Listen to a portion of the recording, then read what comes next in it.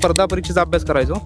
एक 5 वर्ष अभ्यास केला. मध्ये कोरोना आला, त्याच्यामध्ये थोडं एक्झाम झाले नाहीत. मी काही मेन्सही दिल्या, पण दुर्दैवानं माझं काय त्याच्यामध्ये सिलेक्शन झालं नाही, काय मार्काने राहिलं. हे साधारणतः 2 एकरमधलं शेडनेट आहे आणि त्याच्यासाठी एक 30 ते 35 लाखाचं माझं भांडवल गेलं आहे. शेतीकडे शेती न बघता एक व्यवसाय म्हणून पाहिला तर ह्याच्यामध्ये बाकीच्या व्यवसायाच्या पेक्षा जास्त नफा मिळू शकतो आपल्याला. खरं तर महाराष्ट्राचा ग्रामीण भाग जर आज बघितला आपण तर ग्रामीण भागातून बहुतांश तरुण बहुतांश लोक शहरात स्थलांतर करतात यासाठी की शेतीमध्ये काय उरलेलं नाही आहे. परंतु मी आज अशाच सातारा जिल्ह्यातील कोरेगाव तालुक्यातील दुष्काळी भागामध्ये आणि दुष्काळी भागामध्ये एक तरुण जो की MPSC करत होता तो आज अशा पद्धतीनं परदेशी पीक आपल्या शेतामध्ये घेतोय आणि या ब्ल्यूबेरीला जवळपास 1200 ते 1300 रुपये प्रति किलोचा दर मिळतोय. खरं तर प्रचंड पैसा देणारं हे पीक आहे, परदेशी पीक आहे, भारतामध्ये प्रचंड डिमांड असणारं पीक आहे. साताऱ्यासारख्या कोरेगाव तालुक्यातल्या चौधरीवाडी या गावातला दुष्काळी भागातला एक तरुण संकेत शिंदे जो की MPSC करत होता तो सोडून आज शेतीमध्ये आलाय आणि अशा पद्धतीचं पीक घेतो. हे खरं तर कौतुकाची बाब आहे. संकेत शिंदे, त्यांचे वडील, त्यांचे काका आणि भारतातले बेरी पिकातील एक्सपर्ट भरत भोजने आपल्यासोबत आहेत. संकेतजी, खरं तर मला एक सांगा, तुमचा प्रवास या माध्यमातून जाणून घ्यायला आवडेल की तरुण आज पुण्यामध्ये जर तरुण बघितले पेठेमध्ये लाखो तरुण MPSC करतायत. शेतकऱ्यांचे त्यांचं बऱ्यापैकी जवळपास 90% मुलं हे शेतकऱ्यांचे आहेत. नेमकं हे सुचलं कसं, हे परदेशी हे जे क्रॉप आहे ते तुमच्या शेतात आलं कसं, काय तुमचं बॅकग्राऊंड थोडंसं सांगा, थोडं वरती. माझं नाव संकेत शिंदे. मी राहणार ॲक्च्युली चौधरीवाडी, तालुका कोरेगाव, जिल्हा सातारा. माझं क्वालिफिकेशन ॲक्च्युली BS ॲग्रिकल्चर आहे. मी ग्रॅज्युएशन करत असतानाच स्पर्धा परीक्षेचा अभ्यास करायचो. एक 5 वर्ष अभ्यास केला. मध्ये कोरोना आला, त्याच्यामध्ये थोडं एक्झाम झाले नाहीत.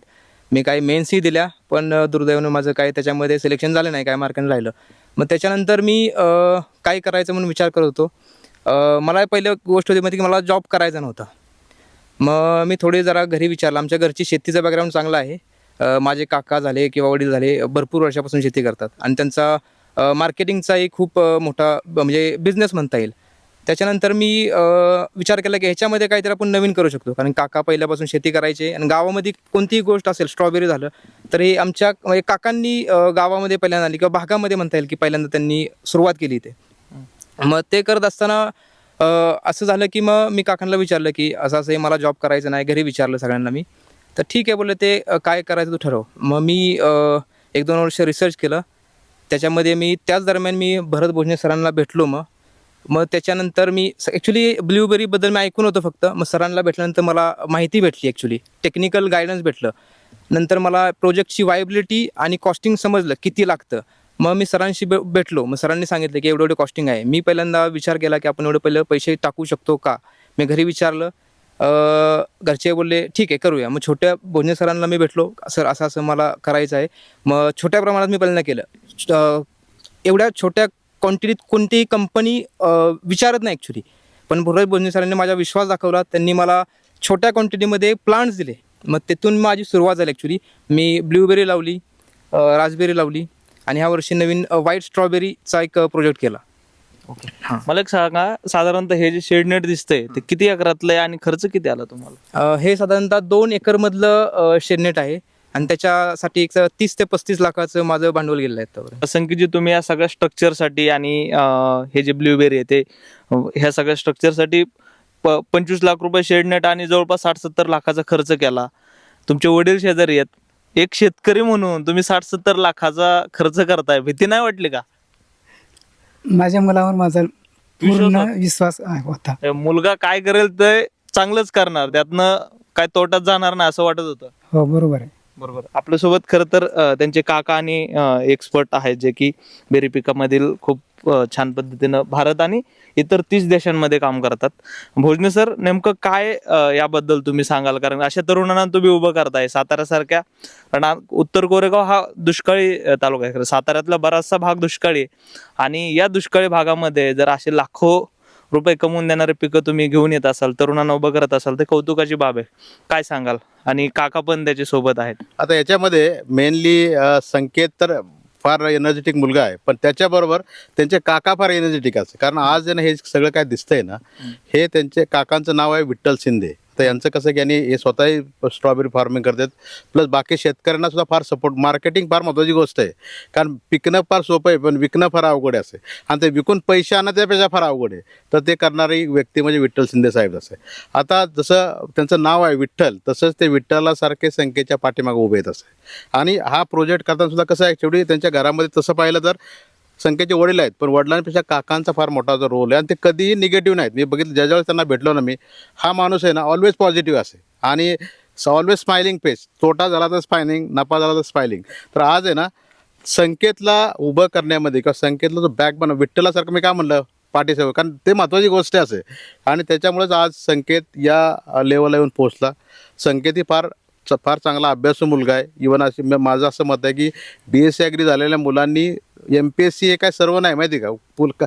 ठीक आहे, एकेकाळी MPSC होती असे, पण MPSC म्हणजे पूर्ण जीवन नाही असे. तर मुलांनी अशा नवीन नवीन गोष्टी केल्या. संकेतसारख्याला येऊन भेटलं पाहिजे. संकेत डेफिनेटली आज लोकांना सांगितले नाही तुम्ही हे करा असे. आणि हे सगळं करत असताना त्यांच्या काकांचा रोल फार महत्त्वाचा आहे. इवन मी ॲक्च्युली काकांना धन्यवाद देतो, कारण त्यांनी एवढा मोठा नाही तर 70-80 लाख रुपये शेतीमध्ये घालणं, ते बी 1 एकरमध्ये, हे फार मोठी रिस्क आहे असे. पण तरी ते त्यांनी रिस्क घेऊन ते संकेतला त्यांनी पूर्णपणे सपोर्ट केला, आणि त्याच्यामुळे आज संकेत या पिकामध्ये इथपर्यंत पोहोचलेले असे. बरोबर. तर काका, एक कुटुंब म्हणून ज्या वेळेला आपण तरुणांच्या पाठीमागे उभं राहतो, असे महाराष्ट्रातले खूप तरुणांना करायची इच्छा असते, पण कुटुंबाचा सपोर्ट अनेकांना मिळत नाही. तुम्ही तो केला. 60-70 लाख रुपयाची इन्व्हेस्टमेंट ही खूप मोठी अमाऊंट आहे, आणि ते तुम्ही सपोर्ट केला. काय तुम्हाला वाटतं आज हे पीक शेतामध्ये तुमच्या बहरतंय?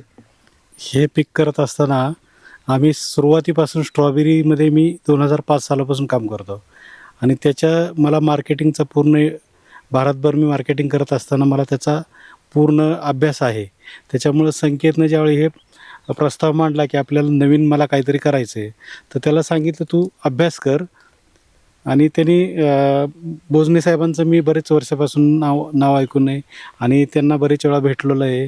त्याच्यामुळं त्याला सांगितलं की तू साहेबांच्या मार्गदर्शनाखाली जे काय नवीन करायचं आहे ते कर. त्याला आम्ही सपोर्ट केला. खरं तर मी पुन्हा संकेतजीकडे येईल. संकेतजी, खरं तर आता पुण्यात, जसं मी सुरुवातीला सांगितलं, पुण्यामध्ये अनेक मुलं, शेतकऱ्यांची मुलं अभ्यास करतायत, आणि ते सोडून खूप कमी मुलं शेतीकडे पुन्हा वळताना दिसत आहेत. मग तुम्ही आता साधारणतः या अनेक चांगला प्रॉफिट देणाऱ्या पिकांकडे वळलात. पांढरी स्ट्रॉबेरी असेल, राजबेरी, ब्लूबेरी असेल, तर तुम्हाला काय वाटतं की तरुणांनी काय केलं पाहिजे? शेतीमध्ये काय भविष्य तुम्हाला दिसतं सध्या? कसं ॲक्च्युली कोणतेही पालक असतील, म्हणजे डॉक्टरचा मुलगा वाटतं की डॉक्टर व्हावं, वकिलाचा मुलगा वकील व्हावं. तर शेतकऱ्याच्या म्हणजे वडिलांना वाटत नाही की आपला मुलगा शेतकरीच व्हावा. का? तर आपली शेतकरी पारंपरिक आहे. मी ॲक्च्युली शेती करत नाही, मी एक कंपनी म्हणून काम करतो. माझी एक छोटी कंपनी VS ॲग्रो म्हणून, ते एक्सपोर्ट कंपनी आहे. तर ते मी फिरलो आहे बाहेर पण थोडंसं, तर त्याच्यातून मला कळलं की मार्केटमध्ये आत्ता काय चालू शकतं. शेती ही आत्ता जस्ट सुरुवात आहे. बाकीची कंपन्या जसंच आता शेती म्हणजे फ्युचर आहे. आता शेतीला डिमांड भरपूर वाढणार आहे आता पुन्हा.